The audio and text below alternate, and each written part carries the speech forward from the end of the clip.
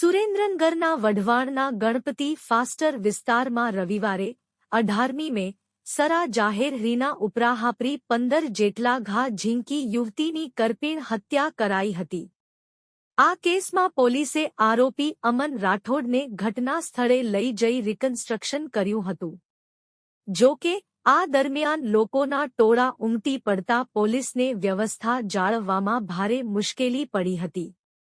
લોકોની ભારે ભીડ વચ્ચે આરોપીને કોર્ડન કરીને ઘટના સ્થળે લઈ જઈને પોલીસે સાંયોગિક પુરાવા મેળવ્યા હતા। યુવતીની હત્યાના પગલે પરિવારજનોમાં ભારે આક્રોશ જોવા મળ્યો હતો। મૃતકના પરિવારજનો દ્વારા આરોપીનું સરઘસ કાઢી ફાંસીની સજા આપવામાં આવે તેવી માંગ કરવામાં આવી હતી। આક્રોશિત પરિવારજનો અને સ્થાનિક લોકોએ ગઈકાલે ટ્રેન રોકી અને રાજકોટ બાયપાસ પર ચક્કાજામ કરી વિરોધ વ્યક્ત કર્યો હતો।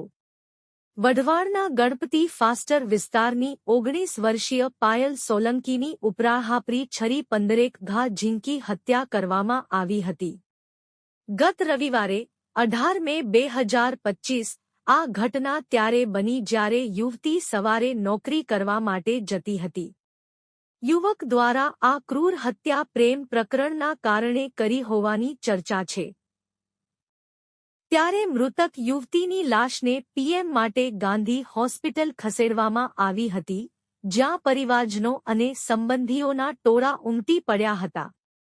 મૃતકના પરિવારજનોએ લાશ સ્વીકારવાનો ઇનકાર કરતા મામલો ગરમાયો હતો। તેઓએ હત્યારા સામે તાત્કાલિક કાર્યવાહી કરવાની ઉગ્ર માંગ કરી હતી।